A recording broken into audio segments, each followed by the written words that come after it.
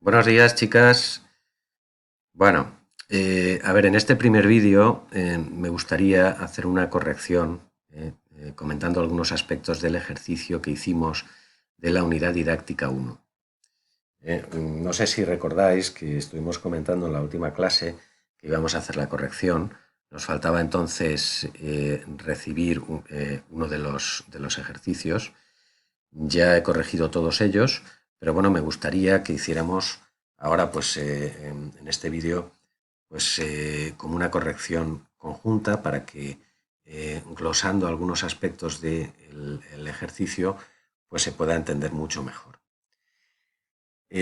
También os dije que lo que será el examen presencial, pues en buena medida está contenido aquí, con lo cual tenéis que tener muy claro que es bastante importante el saber estos conceptos que aquí se relacionan y tener en cuenta que, bueno, en buena medida, en lo relativo a la unidad didáctica 1, es fundamental conocer estos conceptos porque de ello va a depender buena parte de la nota que podáis tener al final de la unidad formativa.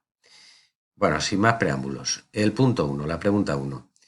Aquí habla, la principal función de la comunicación es transmitir información. Esto es evidente.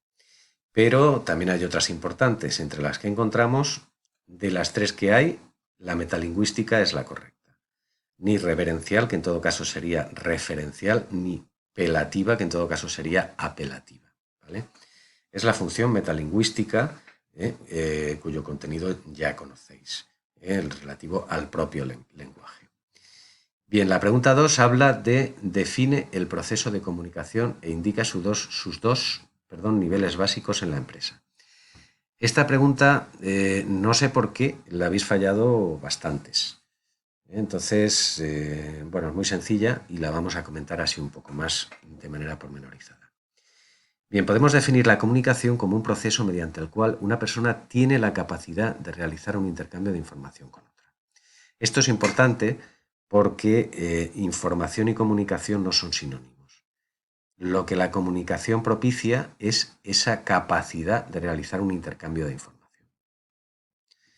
Bien, en cuanto al proceso de comunicación y sus dos niveles básicos en la empresa, podemos decir que son el nivel de tarea o racional, que generalmente está sujeto a protocolos, y el nivel de relación, que es un tipo de comunicación más espontánea y personal. Podríamos hablar también de lo que es la estructura formal y la estructura informal de la empresa e intentar establecer aquí un paralelismo con estos niveles de comunicación que pueden existir dentro de la empresa. Bueno, pregunta número 3. ¿Son elementos que intervienen en la comunicación? El canal, el código, los sujetos, evidentemente todas son correctas. Cuando hablamos de los sujetos, hablamos de emisor y receptor, como ya sabéis. Bien, pregunta número 4. Enumera y define brevemente las 6 fases fundamentales del proceso de comunicación. Bueno, tenemos la codificación, la emisión, la transmisión, la recepción, la decodificación y por último el feedback. Están claras las 6 fases y en cuanto a la definición breve, pues yo creo que también está bastante claro, ¿no? En todo caso, si tuvierais alguna duda, me lo decís. Es que si no, no nos va a dar tiempo a acabar todo lo que es la corrección del examen. A ver, página siguiente, si me deja. Vale. Punto 5 o pregunta 5. Dentro de la comunicación no verbal encontramos la comunicación gestual, la comunicación corporal, la comunicación del rostro. Evidentemente, todas son correctas. Acerca de todas ellas hemos hablado. Sabéis perfectamente lo que son los gestos, lo que influye en la comunicación del rostro y lo que tiene que ver, y la comunicación corporal en cuanto, por ejemplo, al movimiento de las manos, los brazos, etcétera, etcétera. Pregunta número 6. Entre las clases de comunicación más importantes citamos auditivas, visuales y táctiles, evidentemente. La comunicación es un proceso que tiene que ver con los sentidos. Podemos citar, por ejemplo, una comunicación visual como una señal de tráfico, una comunicación auditiva pues como una conversación telefónica o una conversación cara a cara, táctil como una palmada en la espalda, que es un proceso de comunicación, etcétera, etcétera. Pregunta número 7. ¿Son componentes importantes del lenguaje verbal? Pues tanto el tono de voz, como las palabras, como las expresiones que utilicemos, con lo cual todas son correctas. Hemos hablado del lenguaje verbal, hemos hablado del lenguaje no verbal en cuanto a su dimensión en el proceso de la comunicación dentro de la empresa. Y evidentemente estos son componentes importantes del lenguaje verbal, como ya sabemos. Bien, diferencia entre información y comunicación. A esto hacíamos mención antes. En el proceso de comunicación queda implícita la percepción, sin embargo, muchas veces se comunica pero no se informa. Muy bien. Se puede comunicar, no sé, una palmadita en la espalda es una comunicación, pero ahí digamos que el proceso de información es algo que queda como muy abierto, se puede entender que no existe una información. La información por sí aumenta el conocimiento, puede transmitir conceptos, inquietudes o sentimientos. Lo ideal es que ambas estén presentes en el proceso, ya que una complementa y puede contener a la otra. Evidentemente, siempre que hay información, existe una comunicación. Pero no siempre que existe una comunicación hay información. Eso podríamos decir que es una de sus principales diferencias. La comunicación es bidireccional, mientras que la información es unidireccional. Bien, punto 9. Las técnicas de comunicación efectiva implican la habilidad de escuchar de forma activa y de mantener una actitud empática. Efectivamente es verdadero. Ya hemos dicho que desde el punto de vista del receptor es muy importante para que exista una comunicación efectiva la escucha activa y la actitud empática.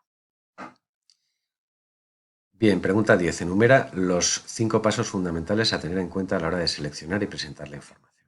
Bueno, esto pasamos un poco por encima de todo esto porque lo hicimos más desde un punto de vista práctico a la hora de realizar una síntesis de lo que eran los puntos en el libro, de hacer una presentación, etcétera, etcétera, pero está claro que es de cajón de madera de pino, es conocer la información y recopilarla, leer la información que precises, sacar las ideas clave de la lectura que has efectuado, estructurar esa información por esquemas y desarrollarla de modo que se sepa que se pueda explicar. Es algo muy sencillo.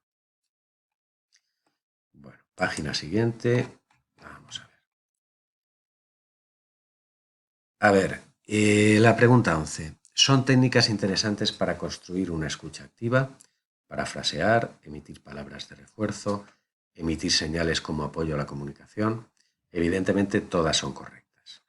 Ya hemos visto técnicas de escucha activa y hemos visto cómo tanto el parafrasear, es decir, repetir cosas que se nos han dicho, el emitir palabras de refuerzo para de alguna forma que la otra persona se sienta más segura y que la comunicación pueda fluir mejor, o emitir señales como de apoyo a la comunicación, pues realmente son importantes dentro de lo que es la escucha activa.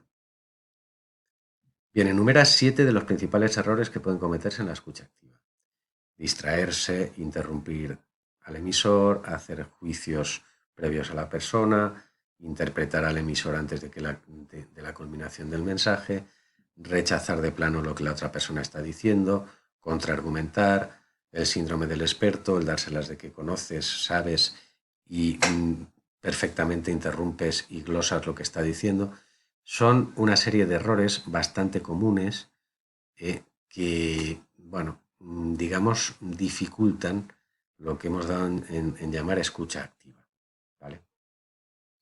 Pregunta 13. Esta es interesante. El ruido es el conjunto de barreras, dificultades e impedimentos que hacen llegar el mensaje de forma incorrecta. Puede aparecer tanto en el emisor como en el receptor como en el canal. Evidentemente es verdadero. El ruido en la comunicación son las barreras físicas, psicológicas, que impiden que el proceso de comunicación culmine de una manera efectiva. Lo hemos llamado así, muchos autores lo denominan ruido, y aunque en el libro no venía, digamos, explicitado el tema de las barreras por su nombre, por ruido en el proceso de comunicación, es importante que sepáis qué quiere decir, ¿vale? Pregunta 14. Define brevemente el feedback en el proceso de comunicación. ¿Por qué es importante para conseguir una comunicación efectiva? Bueno, el feedback ya hemos visto que es muy importante para que la comunicación sea efectiva porque es un proceso de retroalimentación entre el emisor y el receptor para entender con mayor claridad el mensaje. Dentro de las ventajas que nos ofrece tenemos que posibilita que la comunicación entre los sujetos, entre emisor y receptor, sea más efectiva, ya que disminuye la distorsión del mensaje. Responde a dudas, inquietudes, objeciones y permite saber no solo que el cliente ha escuchado el mensaje, sino que lo entiende. Bien, dentro de lo que es la empresa, evidentemente se podría marcar este último comentario. Se puede entender implícito muchas veces en la comunicación, el feedback, que el emisor de manera implícita lo está diciendo, o se puede hacer de manera explícita por parte del receptor. Lo importante es que sepamos que efectivamente el proceso ha culminado de manera correcta y que efectivamente lo que queremos transmitir ha llegado y ha sido entendido donde queríamos que llegase. Pregunta número 15. Las barreras y dificultades para la consecución de una comunicación efectiva son, aquí evidentemente, los prejuicios. Ni los daguerrotipos, ni las palabras de refuerzo al emisor, ni por supuesto todas son correctas. Esto ya lo hemos visto antes cuando hemos estado hablando de lo que dificulta la escucha activa. Bueno, vamos a la página siguiente. Pregunta 16. La comunicación informal en la empresa efectivamente no está sujeta a protocolos ni a cauces fijos porque es informal.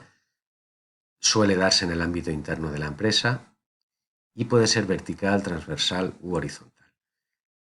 Todas son correctas. Es un concepto que ya hemos estudiado antes y desde distintos puntos de vista. La comunicación externa en la empresa, bueno, evidentemente la B es la correcta, suele estar sujeta a protocolos de entrada y salida de información. Normalmente en una empresa, en la relación con clientes, con proveedores, con la administración, con otras empresas, hay una serie de protocolos, se tienen que realizar las comunicaciones de determinada forma y, por tanto, esa transmisión, esa entrada y salida de información está sujeta a una serie de normas. Entonces, es la contestación correcta. Pregunta 18. La comunicación interna en la empresa puede ser de carácter formal o informal. Está claro. De todo lo demás parece que es de broma. Pregunta 19. Enumera y define 3 canales de los más utilizados por las empresas para sus comunicaciones externas. Correo postal y mensajería, correo electrónico y teléfono. Son los 3 más utilizados. Aquí quiero hacer solamente una acotación. Algunos de vosotros me habéis puesto el fax, pero el fax está actualmente en desuso. El correo electrónico, digamos que le ha comido la tostada de largo. Pregunta número 20. La buena comunicación en la empresa no es un fin en sí mismo, sino un medio para conseguir un funcionamiento más eficiente y mejores resultados. Evidentemente es verdadero. Bueno, aunque llegamos solamente hasta aquí, sí que es verdad que no habíamos acabado la unidad didáctica porque nos quedaba un punto. Entonces he añadido 4 preguntas más.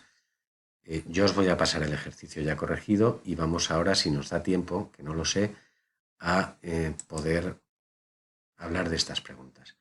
Pregunta 21. Define brevemente qué es un diagrama de flujo. Bueno, pues son herramientas que nos permiten representar gráficamente y con figuras geométricas procesos de transmisión de datos con la finalidad de describir operaciones desde su inicio hasta su fin y encontrar soluciones a problemas o dudas que puedan surgir.